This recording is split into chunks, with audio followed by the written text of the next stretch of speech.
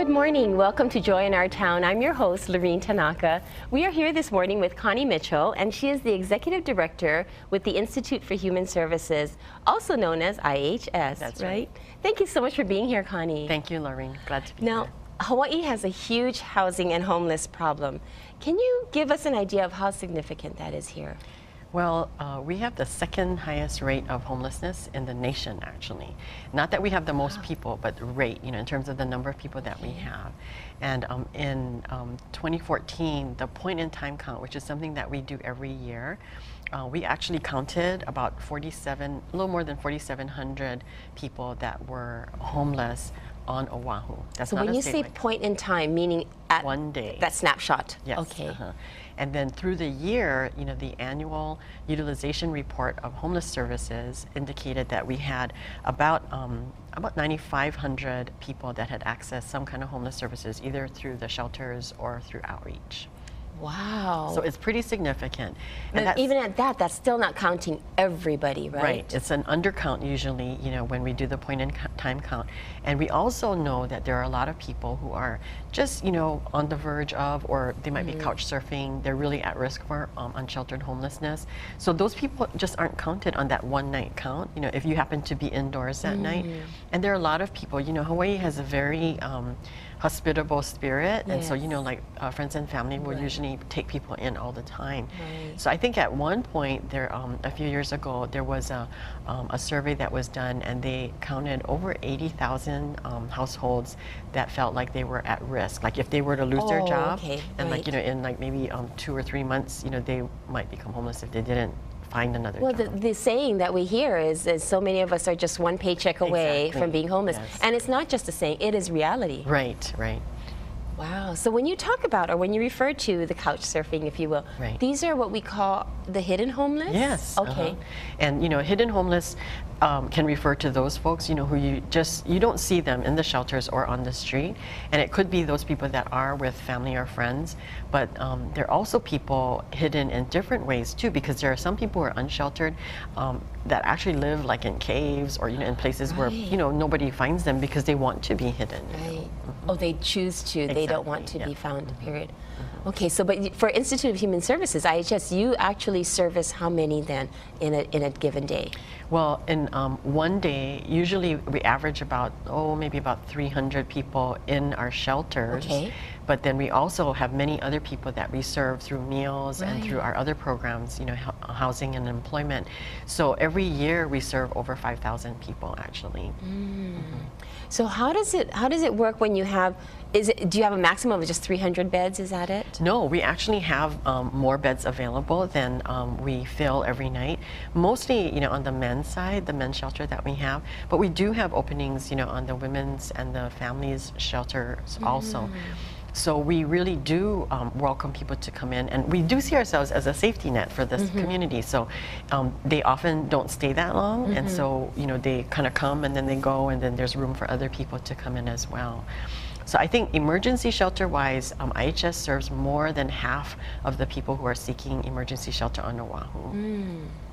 Now, in regards to the meals that you serve, can anyone who is needing a meal, how does that work? Do they just show up? Yeah, if people need a hot meal, we serve meals at the Sumner Service Center, which is right across from Kmart, every day, and it's breakfast, lunch, and dinner.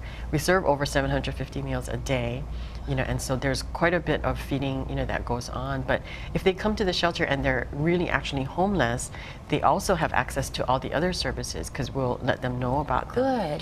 But people who just are hungry because they are trying to make ends meet and they need a meal sometimes, they're welcome to come also. Okay, so you mean somebody who maybe is working and all of their money perhaps has gone to rent and utilities, and there is nothing left for food, rather than be hungry at home.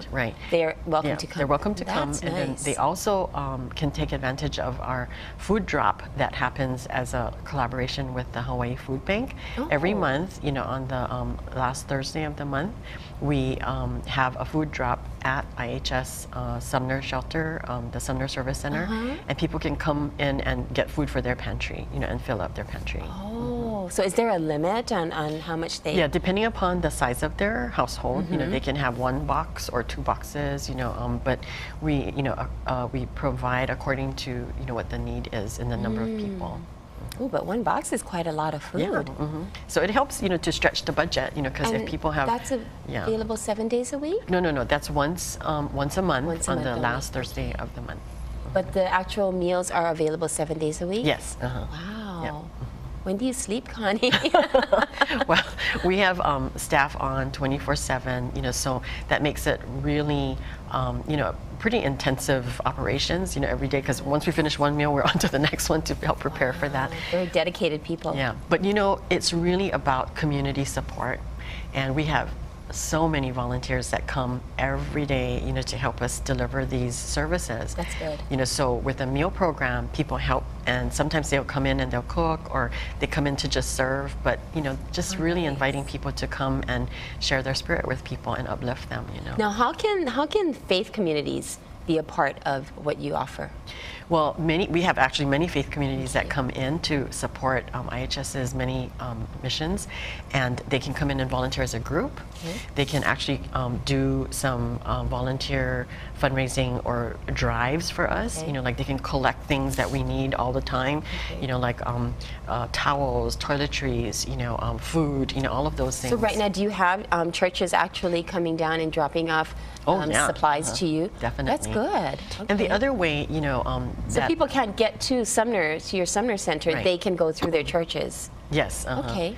So they really, are welcome to come and call and find out how people can volunteer in whatever ways. We have a website, that really informs people about different ways that they can help us also. What other services does IHS provide other than the meals and the housing? You mentioned outreach. Right, and we also, so the outreach goes out, into different parts of the island, to just really find those people who may have really given up hope of ever receiving services. So you mean people literally walking on the streets and looking for people they can talk with? Yes.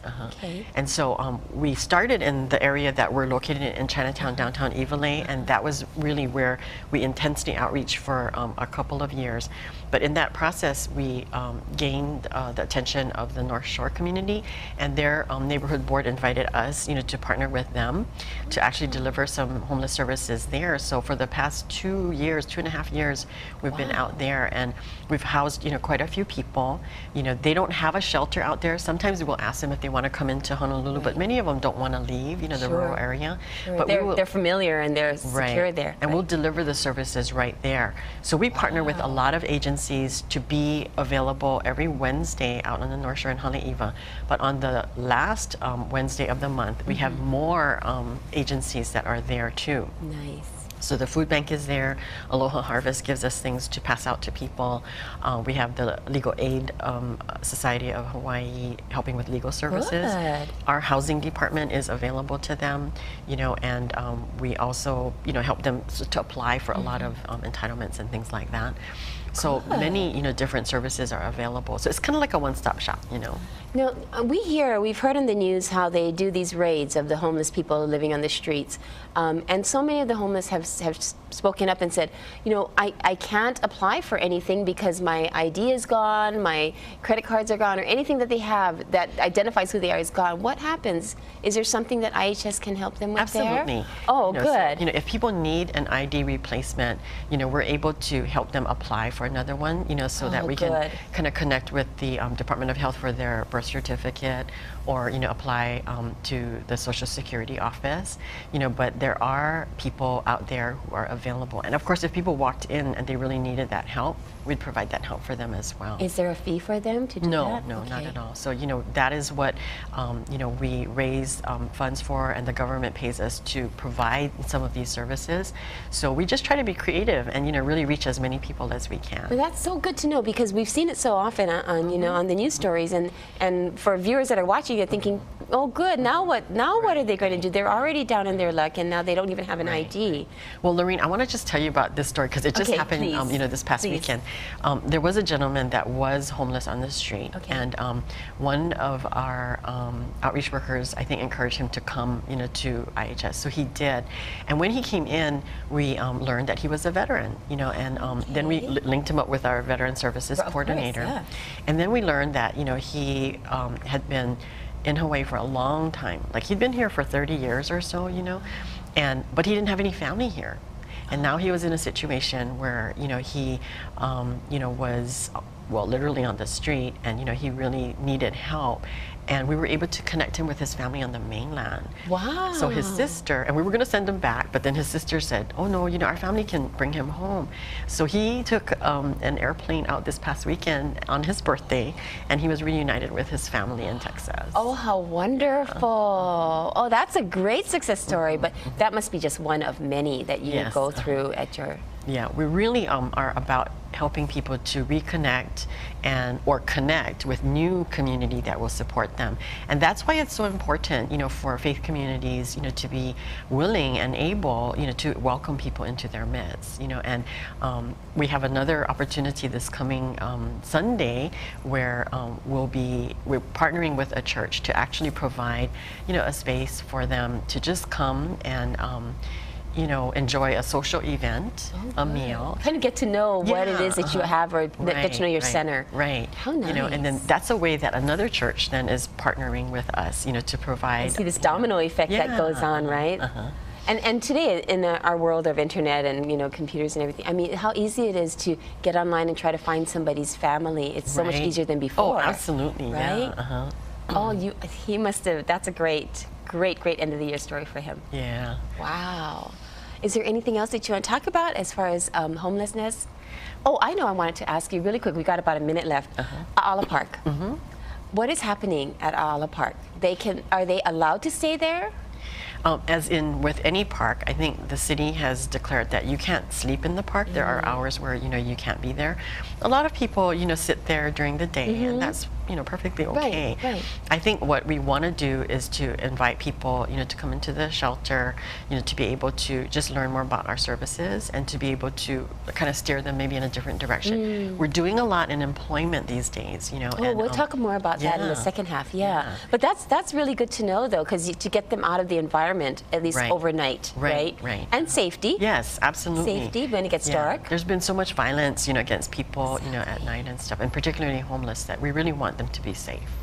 This program has been sponsored by the Trinity Broadcasting Network and made possible by your telethon dollars. Your continual support can keep Joy in Our Town brought to your home every day. So write Joy in Our Town, P.O. Box A, Santa Ana, California, 92711.